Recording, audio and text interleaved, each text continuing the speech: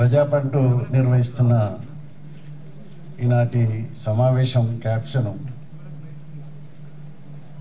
మనువాద ఫ్యాసిజాన్ని ఓడిద్దాం, ప్రజాస్వామ్యాన్ని కాపాడుకుందాం అనేది ప్రధాన అంశంగా ఉంది. వాస్తవానికి ఇక్కడ ఉన్న పెద్దలు లక్ష్మణ్ గారు కానీ, హరగోపాల్ గారు కానీ, కాసిం గారు కానీ ఇనాగరల్ అడ్రస్ చేస్తే బాగుండేది. భూషణ్ ఇంకో సడన్గా నర్సరెడ్డి అని పిలిచాడు. వాస్తవంగా దేశీయ మీడియా భారతీయ సమాజం పట్ల, సామాజిక వర్గాల పట్ల, బుద్ధిజీవుల పట్ల, పత్రికా జర్నలిస్టు పట్ల, రచయితల పట్ల ఒక కుట్రపూరితమైనటువంటి విద్వేషంతో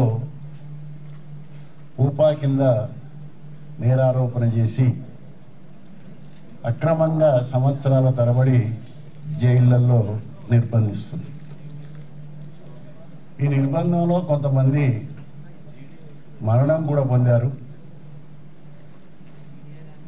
చాలా కాలం తర్వాత, 4 సంవత్సరాలు 5 సంవత్సరాల తర్వాత బెయిల్స్ రావడం అనేది అంతా ఒక సంవత్సరం కాలంగానే వచ్చింది. ప్రచార పటాటోపం బాగా ఉంది. వాజ్పేయి ఒకప్పుడు భారతదేశం వెలిగిపోతుందని నినాదం ఇచ్చాడు, కానీ ఎన్నికల తర్వాత మలిగిపోయాడు. ఇప్పుడు మోడీ అసలు ప్రపంచ ఆర్థిక వ్యవస్థలో అగ్రభాగాన ఉంచుతాము, త్వరలో 5వ ఆర్థిక వ్యవస్థ అవుతుంది,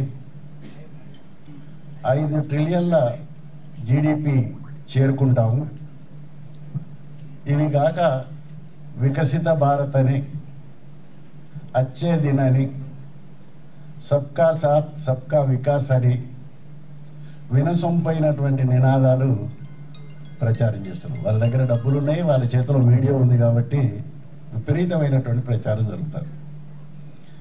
కానీ వాస్తవంగా సమాజంలో ఏం జరుగుతుందని చూస్తే గత 45 సంవత్సరాలుగా లేనటువంటి నిరుద్యోగ దుస్థితి ఇవాళ మన కళ్ళ ముందు ఉంది. ఇది భారతీయ సంస్థలు చెప్పినటువంటి లెక్కలు కాదు, అంతర్జాతీయంగా చాలా పాపులర్గా ఉన్నటువంటి సంస్థలు, ఆక్స్ఫామ్ లాంటిది, వరల్డ్ ఇన్ఈక్వాలిటీ ల్యాబ్ లాంటిది, ఎకనామిక్స్ పత్రిక దాని ఇంటెలిజెన్స్ బ్యూరో ఒకటి ఉంటుంది, అది తయారు చేసినటువంటి నివేదిక సారాంశాలు చాలా స్పష్టంగా భారతదేశంలో పౌరులకు హక్కులు లేవు, భారతదేశంలో ఆర్థిక అంతరాలు పెరిగిపోతున్నాయి, మహిళలపైన అత్యాచారాలు పెరిగాయి, విద్యా విధానం కుంటుపడిపోతుంది, పాలన ఏకవ్యక్తి పాలనగా కొనసాగుతుంది, రాజ్యాంగ సంస్థలైనటువంటి ఎన్ఫోర్స్మెంట్ డిపార్ట్మెంట్ కానీ, సెంట్రల్ బ్యూరో ఆఫ్ ఇన్వెస్టిగేషన్ కానీ, ఇంకా ఎలక్షన్ కమిషన్ కానీ, చివరికి న్యాయ వ్యవస్థ కానీ ఏదో సుక్కదగింది అన్నట్టుగా అప్పుడప్పుడు 100 తీర్పులలో ఒక తీర్పు ఊరట కలిగిస్తుంది. కానీ 99 తీర్పులు రాజ్యాంగంలో ఉన్న స్ఫూర్తికి భిన్నంగా, ప్రజాస్వామ్య విలువలకు భిన్నంగా, లౌకికతకు వ్యతిరేకంగా, చారిత్రక వాస్తవాలకు విరుద్ధంగా తీర్పులు వచ్చాయి. ఇంకా విచిత్రమైనది ఏంటంటే, ఒకసారి అదే కోర్టు తప్పు జరిగింది అని చెప్తుంది, మరోసారి ప్రజల మనోవైభవాలకు అనుగుణంగా గుడి కట్టుకోవచ్చు అని చెప్తుంది బాబ్రీ మసీద్ సంబంధించి. అంటే వాళ్ళలో కూడా కమిట్మెంట్ లేదు, పైనుంచి వచ్చి ఏం చెప్పమంటే అది చేసేటువంటి పరిస్థితి. ఇలా న్యాయ వ్యవస్థ రాజ్యాంగబద్ధంగా పనిచేయడం లేదు, ఎన్ఫోర్స్మెంట్ డిపార్ట్మెంటు పనిచేయడం లేదు, సిబిఐ పనిచేయడం లేదు, ఎలక్షన్ కమిషన్ పనిచేయడం లేదు, పార్లమెంటు పనిచేయడం లేదు. పనిచేసేదంతా ఏంటిది అని అంటే మోడీ ఆదేశాలు, ఆర్ఎస్ఎస్ సంఘ పరివార ఆదేశాల ప్రకారంగా వ్యవహారం నడుస్తుంది. ఈ ఆర్ఎస్ఎస్కు ఉన్న అనుబంధ సంఘాల లంపెన్ గ్రూప్, ఒక మాటలో గూండాలు, ముస్లింల మీద దాడి చేస్తారు, దళితుల మీద దాడి చేస్తారు, ఉద్యమాలు చేస్తున్న వాళ్ళ మీద దాడి చేస్తారు. చివరికి కేసులు బాధితుని మీదనే నేరస్తుడు అనేటువంటి ఆరోపణ చేసి జైల్లో వేసి సంవత్సరాల తరబడి పీడిస్తున్నటువంటి పరిస్థితి. అంతర్జాతీయ మీడియా, ముఖ్యంగా ఫైనాన్షియల్ ఎక్స్ప్రెస్ అనే పత్రిక, ఇండిపెండెంట్ అనేటువంటి పత్రిక, సిఎన్ అనేటువంటి పత్రిక భారతదేశంలో ప్రజాస్వామ్యం లేదు, ఇక్కడ ఉన్నది ఏకస్వామ్యం, మతస్వామ్యం అని స్పష్టంగా చెప్తున్నారు. రీసెంట్గా 8 రోజుల కింద అమెరికాలో ప్రతి సంవత్సరం చివరిలో, ఏప్రిల్ చివరిలో అక్కడున్నటువంటి హక్కుల సంస్థ ఒక నివేదికను తయారు చేస్తుంది. ఆ నివేదిక ప్రపంచం మొత్తం దేశాలలో పౌర హక్కులకు సంబంధించి, ప్రజాస్వామిక హక్కులకు సంబంధించి, మత స్వేచ్ఛకు సంబంధించి, పౌరుల స్వేచ్ఛకు సంబంధించి అక్కడి ప్రభుత్వాలు ఏ మేరకు అనుమతిస్తున్నాయి అనే అంచనా వేసి ఒక నివేదిక ఇస్తారు. అయితే చూడడానికి అమెరికా అన్ని దేశాల్లో పౌర స్వేచ్ఛ గురించి, మత స్వేచ్ఛ గురించి, వ్యక్తి స్వేచ్ఛ గురించి, అక్కడ ప్రజాస్వామిక విలువల గురించి ఒక సత్సాంప్రదాయంగా ప్రజాస్వామిక వ్యవస్థ నడవాలనేటువంటి ఆశయంతో చేస్తున్నట్టుగా మనకు కనిపిస్తుంది. కానీ అన్న మనం దొరకబట్టుకోవాల్సింది ఏంటంటే భారతదేశం గురించి ఏం చెప్పింది, మిగతా అంశాలు తీసుకోవద్దు. ఎందుకు తీసుకోవద్దంటే అమెరికా వ్యవస్థ ఇవాళ చాలా కిరాతకమైనటువంటి వ్యవస్థ కాదు, మామూలు ప్రజాస్వామిక వ్యవస్థ కాదు, కిరాతకమైనటువంటి వ్యవస్థ. నిన్నగాక మొన్ననే ఒక నల్ల జాతి మహిళను పోలీసులు కాల్చి చంపారు. మొత్తం విశ్వవిద్యాలయాలలో పాలస్తీనా మీద జరుగుతున్నటువంటి దాడి, అక్కడ జరుగుతున్నటువంటి హననం, అది అంతర్జాతీయ ఒప్పందాలకు భిన్నంగా ఒక దురాక్రమణ దుష్టబుద్ధితో పాశవికంగా దవాఖానల మీద, శరణాలయాల మీద, పాఠశాలల మీద, చిన్న విద్యార్థుల సంక్షేమ సంస్థల పైన కూడా బాంబులు దాడి చేస్తుంది. ఇది అమానుషం, ఘోరం అని ప్రపంచం అంతా ఘోషిస్తుంది. ప్రతిసారి అంతర్జాతీయంగా ఐక్యరాజ్య సమితిలో భద్రతా మండలిలో జరిగేటువంటి తీర్మానాన్ని అమెరికా వీటో చేస్తుంది. ఆ వీటో చేయడం వల్ల ఐక్యరాజ్య సమితి తీర్మానాలు ఎందుకు పనికి రాకుండా పోతున్నాయి.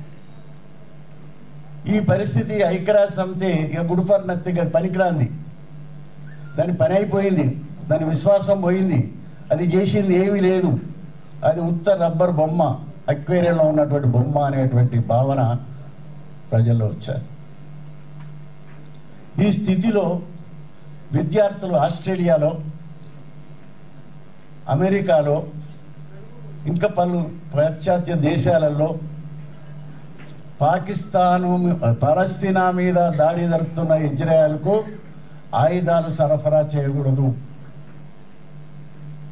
అక్కడ జరిగిన మానవ హననం మీద అంతర్జాతీయ న్యాయస్థానం ద్వారా శిక్షలు వేయాలి, నెతన్యాను బలపరచడం, బైడెన్ చేస్తున్నటువంటి అప్రజామిక చర్య ఇది అమానవీయమైనటువంటిది అని విద్యార్థులు వేల సంఖ్యలో, లక్షల సంఖ్యలో చేస్తున్నారు. వాళ్ళందరినీ అరెస్ట్ చేస్తున్నారు. అయితే అక్కడ రాజకీయం వేరున్నది. ట్రంప్ బైడెన్ మీద గెలవడానికి సంబంధించి మన మోడీ లాగానే జాతీయ ఉన్మాదాన్ని రెచ్చగొడుతుండవచ్చు, కొంత బైడెన్ వ్యతిరేకంగా రెచ్చగొడుతుండవచ్చు, అది వేరు. కానీ అంశం పాలస్తీనా పరిరక్షణ, అంతర్జాతీయ తీర్మానాల కట్టుబడి ఉండాలి. నెతన్యా చేస్తున్నటువంటి దారుణమైనటువంటి ఘోరమైనటువంటి అమానవీయ హత్యలను ఏమవుతున్నదో ప్రపంచం ముక్తకంఠంతో ఖండించాలని దానికి అనుకూలంగా విద్యార్థులు చేస్తున్నారు.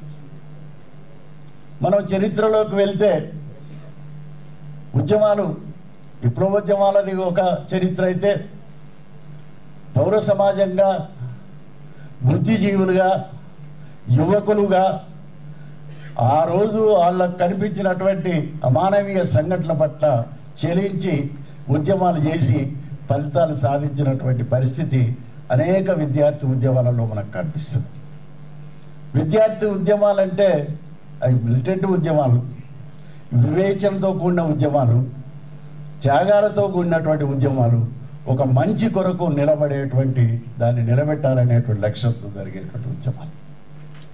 వాటిని పాశవికంగా అణిచివేసేటువంటి అమెరికా ఇతర దేశాలలో హక్కులు ఎట్లా ఉన్నాయి అని అన్వేషించడంలో అర్థం లేదు. దొంగే దొంగ నడిచినట్టుగా లంగా పనులు చేసేటోడే ఎక్కడ లంగా పనులు జరుగుతున్నాయని అన్వేషిస్తే ఏముంటుంది? అది ఇది అమెరికా స్వభావం. పైకి పెద్దన్నే, పైకి సంపన్నుడే, పైకి ఆధిపత్యమే, కానీ లోపడంతా కుళ్ళు, లోపడంతా దుష్టబుద్ధి, లోపడంతా ఆధిపత్య స్వభావం, లోపడంతా దోపిడీ చేసేటువంటి స్వభావం. ఇటువంటి పరిస్థితులలో మన దేశంలో మోడీ దశాబ్ద కాలంగా చేసే అన్ని తిరోగమన చర్యలు, ఆర్థికంగానైనా సామాజికంగానైనా అవి రాజకీయంగానైనా. రెండోది ప్రజా వ్యతిరేక చర్యలు.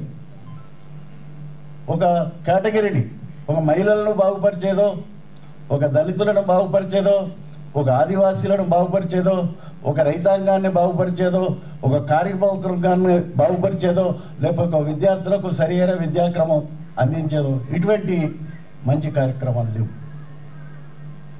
అన్నిట్లో వంకర బుద్ధి, అన్నిట్లో దుష్టబుద్ధి, అన్నిటినీ వినాశనం చేయడమే. వీటన్నిటిలో తీసుకొచ్చేది ఏంటిది? మానవవాదం.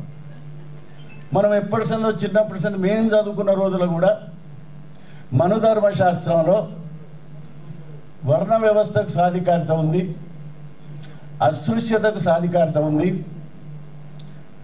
జెండర్ స్త్రీల పైన పురుష స్వామ్యం అనేటువంటి భావం ఉంది. అందులో ప్రశ్నించడం వ్యతిరేకం, తిరుగుబాటు చేయడం వ్యతిరేకం. మనుధర్మ శాస్త్రం ప్రశ్నించడాన్ని అనుమతించదు, తిరుగుబాటు చేయడం సహించదు. అది చెప్పిన చాతుర్వర్ణ సిద్ధాంతమే కొనసాగాలి. ఎవరి వాడు బాధలు వాడు పడాలి. అదంతా ఏంది? పూర్వజన్మ సుఖం. గత జన్మలో నువ్వు పాపాలు చేశావు, ఈ జన్మలో నీకు కష్టాలు ఉంటాయి. వీటిని నువ్వు బుద్ధిపూర్వకంగా, ఉద్దేశపూర్వకంగా, ప్రేమపూర్వకంగా నిర్వర్తిస్తే వచ్చే జన్మలో నీకు మంచి ఫలితాలు ఉంటాయి. ఈ జన్మల ఫలితాలు ఉంటాయి అనేటువంటిది దాని యొక్క సిద్ధాంతం.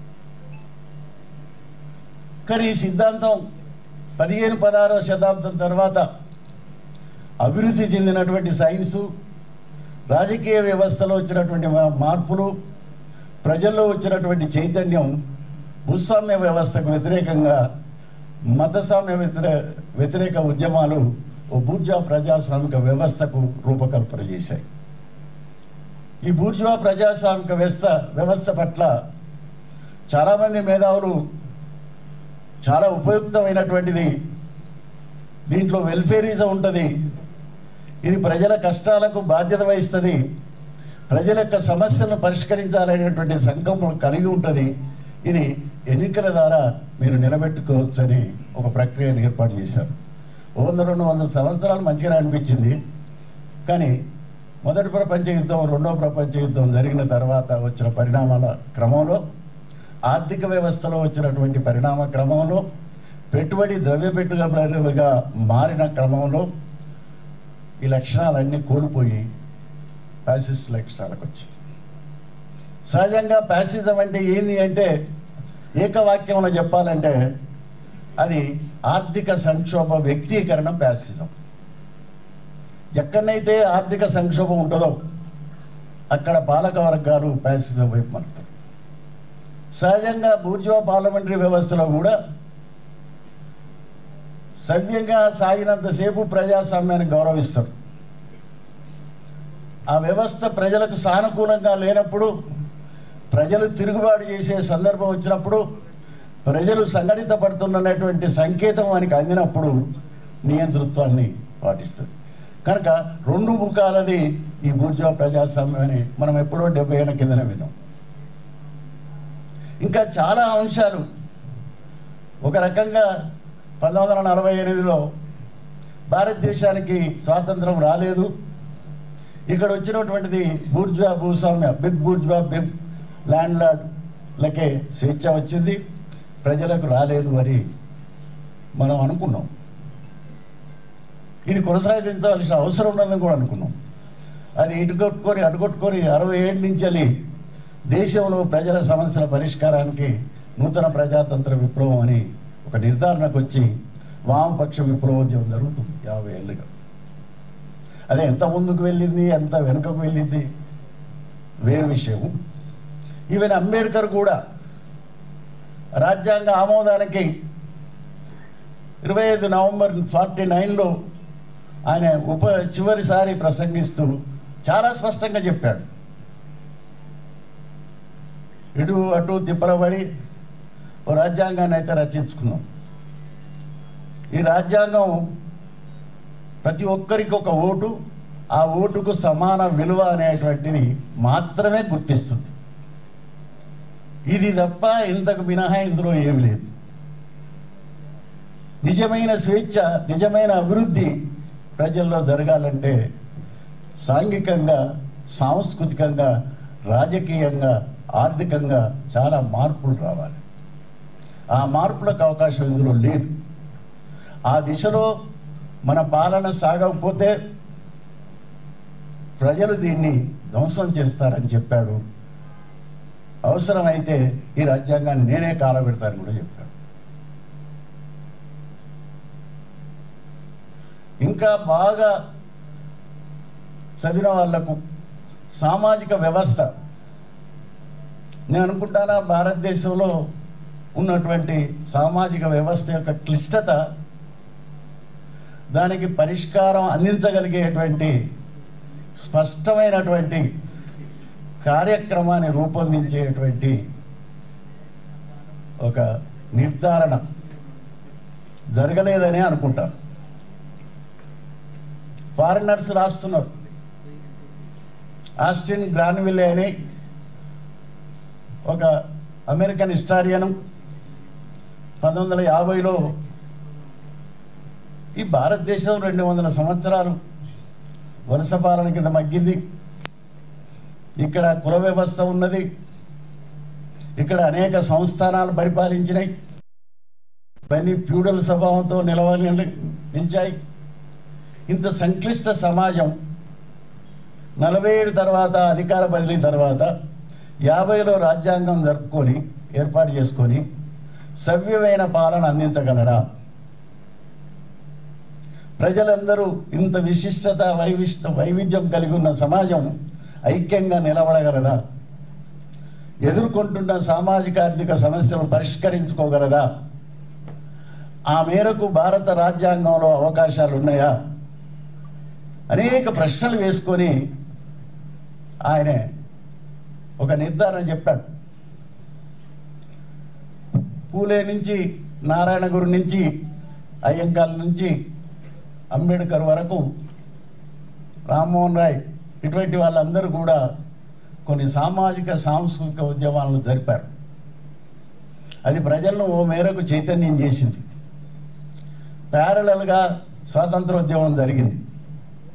స్వాతంత్రోద్యమం జరిగి బ్రిటిష్ వాడు రెండవ ప్రపంచ యుద్ధంలో దెబ్బతిని పరిపాలన ఇక్కడ కొనసాగించలేనటువంటి పరిస్థితి ఏర్పడినప్పుడు ఒక కాంప్రమైజేషన్లో భాగంగా ఇండియాకు ఇండిపెండెన్స్ డిక్లేర్ చేశారు.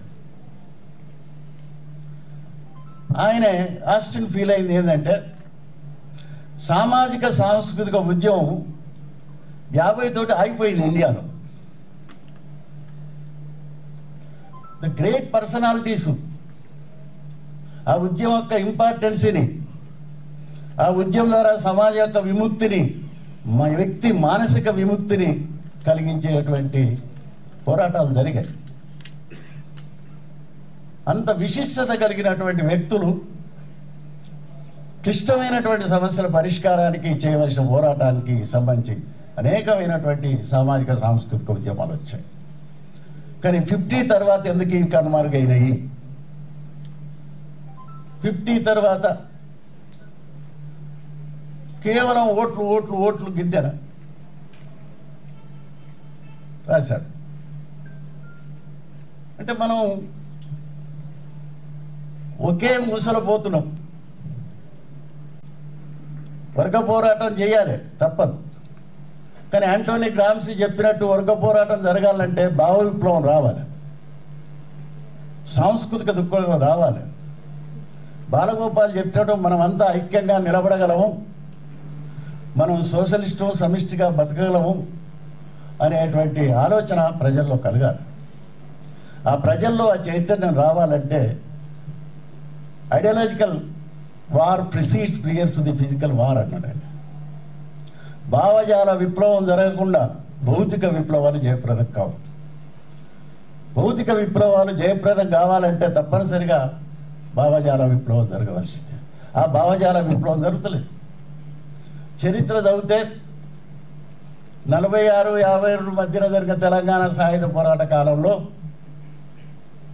ఆనాడు కమ్యూనిస్ట్ పార్టీ సాంస్కృతికంగా సామాజికంగా ప్రజలు కొంత చైతన్యం కలిగి విడవలకు మ్యారేజ్ చేశారు, కులాంతర వివాహాలు చేశారు.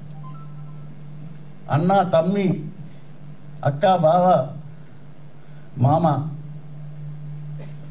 ఈ వరుసలతో పిలుచుకునే ఒక సంస్కృతి నల్గొండ వరంగల్ జిల్లాల్లో పాఠశాలగా ఉంది. ఇప్పటికీ దాని లక్షణాలు ఉన్నాయి. ఇవాళ ఇంటిమేసీ ఆత్మీయత ప్రజల మధ్య పోయింది. మనం కలిసి కలబడేటువంటి ఒక ఐక్యత స్వభావం చాలా సన్నగిల్లి. నేను ఇవన్నీ ఎందుకు ఆవేదన వ్యక్తం చేస్తున్నానంటే, శత్రువు బలంగా వస్తాడు, కుట్రపూరితంగా వస్తాడు, మన ఉనికిని ధ్వంసం చేయడానికి వస్తాడు. హక్కులు ఉండయి, మాట్లాడే స్వేచ్ఛ ఉండదు.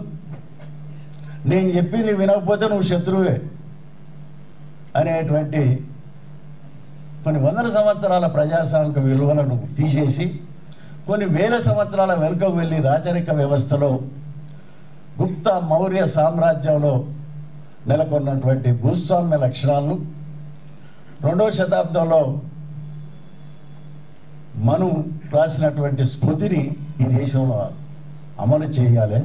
అంటే మళ్ళీ కుల వ్యవస్థను బలపరచాలి, పురుష స్వామ్యాన్ని బలపరచాలి, ప్రశ్నించకుండా ఉండగలగాలి, ఎవరు విప్లవాలు చేయకూడదు అనేటువంటి చైతన్య రహితంగా మనుషులను తయారు చేయడానికి మతాన్ని ఒక మత్తుమందుగా మార్క్స్ చెప్పినట్టు వాడేటువంటి పరిస్థితి వచ్చింది.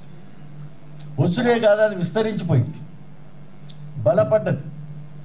మోడీ గత దశాబ్ద కాలంగా చేసిన ఏ ఒక్క అనర్థకాన్నైనా ఇక్కడ ఉండేటువంటి ప్రజలు కానీ, ఇక్కడ ఉండేటువంటి జాతీయ పార్టీలు కానీ, ఇక్కడ ఉండేటువంటి ప్రాంతీయ పార్టీలు కానీ, ఇంకే సంఘాలైనా కానివ్వండి, ప్రతిఘటించి విజయం సాధించుకున్నది చరిత్రలో ఒకటి లేదు. ఎక్సెప్ట్ ఒక సంవత్సర కాలం రైతులు జీవన్మరణ పోరాటం చేసి 600 మంది రైతులు చనిపోయినా కూడా రైతు వ్యతిరేక చట్టాలను రద్దు చేయకుండా మేము తిరిగి వెళ్ళమన్నారు. వాళ్ళు విజయం సాధించారు. సిఏఏకు వ్యతిరేకంగా షహీన్ బాబు మహిళలు మాసాల తరబడి ఆర్ఎస్ గుండాల యొక్క దాడులను ఎదుర్కొని పోరాటం చేశారు. అలాంటి పోరాటాలు విస్తృతి చెందకుండా, ఉద్యమంలో అలాంటి ఐక్యతలు నెలకొనకుండా మనం ఎదుర్కొంటున్న క్లిష్ట సమస్యల పరిష్కారం అంత సులభంగా సాధ్యమయ్యేది కాదు. ఇవాళ మన మీదున్న కర్తవ్యం ఏంది? Make the people active, consciousness, ప్రజలను చైతన్యం చేయడం. ఎందుకు చైతన్యం చేయాలి? ఏమిటి కొరకు చైతన్యం చేయాలి? The struggle for the democratic revolution.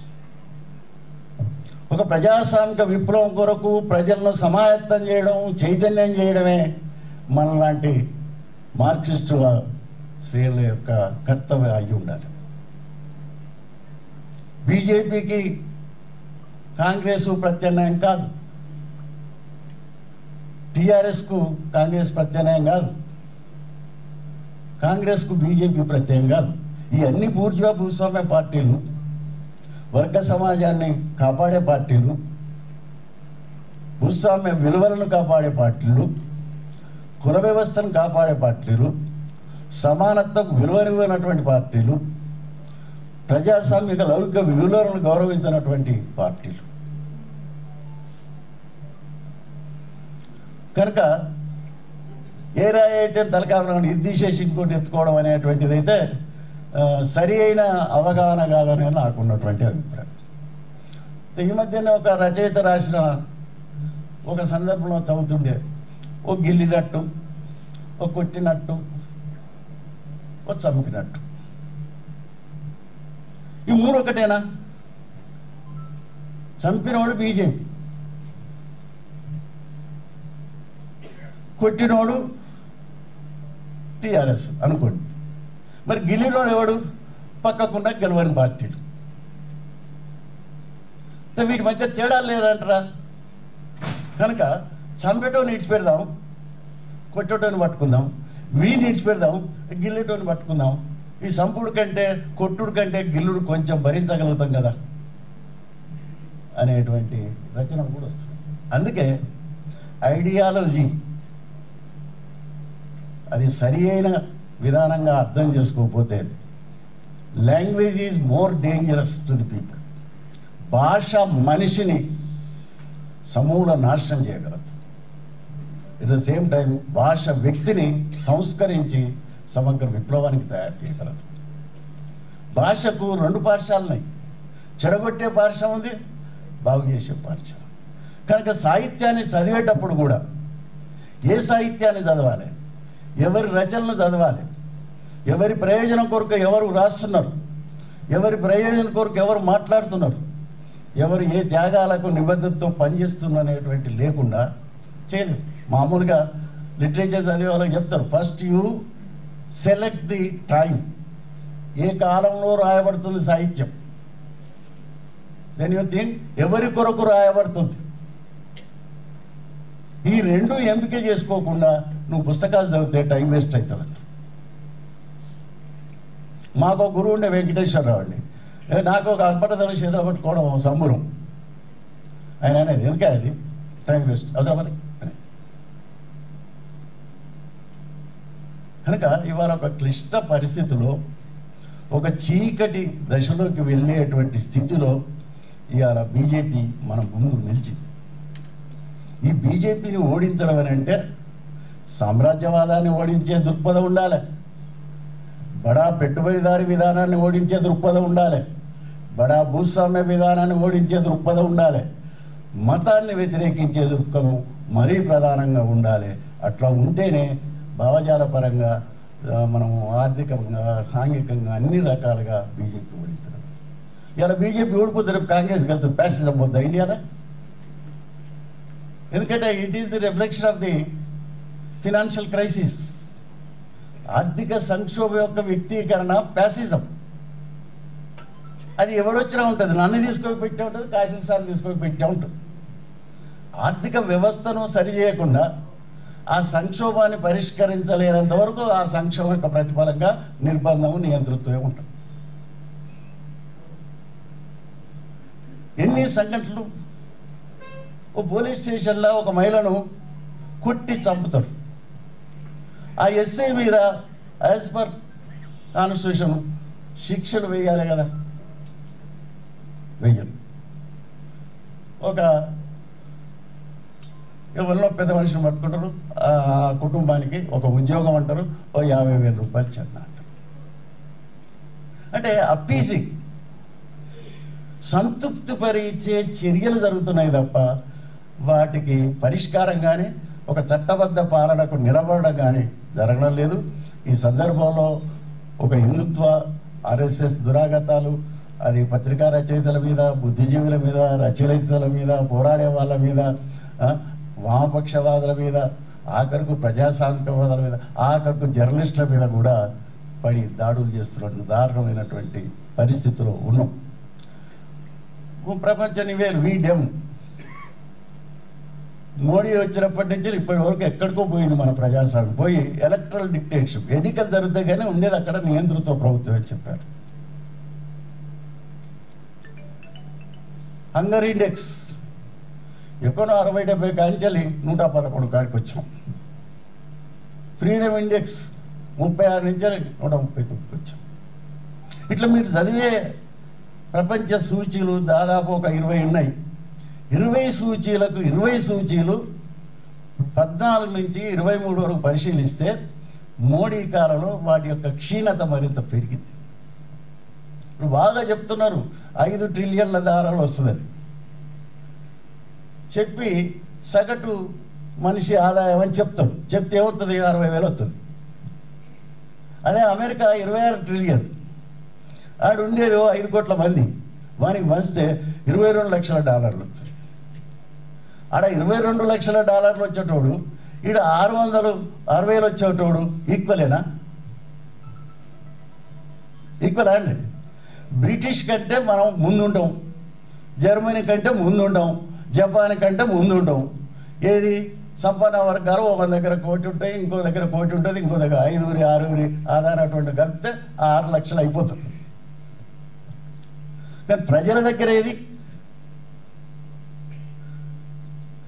ఇప్పుడు ఏవైతే అధిగమించమని చెప్తారో అక్కడ ఉన్నటువంటి సగటు చాలా తేడా. ఇట్లా అంకెలతో మాయ చేస్తున్నారు, మాటలతో మాయ చేస్తున్నారు, మతంతో మాయ చేస్తున్నారు, ఇవన్నీ చేస్తున్నారు. వీటన్నిటిని మనం గుర్తించవలసి ఉన్నది. సారీ, నేను ఊపిలో పడిపోయినా. పెద్దలు చాలామంది ఉన్నారు, చాలా అమూల్యమైనటువంటి సందేశాలు ఇచ్చే అవకాశం ఉంది కాబట్టి మీ అందరికీ ఉద్యమ అభినందనలు చెప్తూ సెలవు తీసుకుంటున్నాను.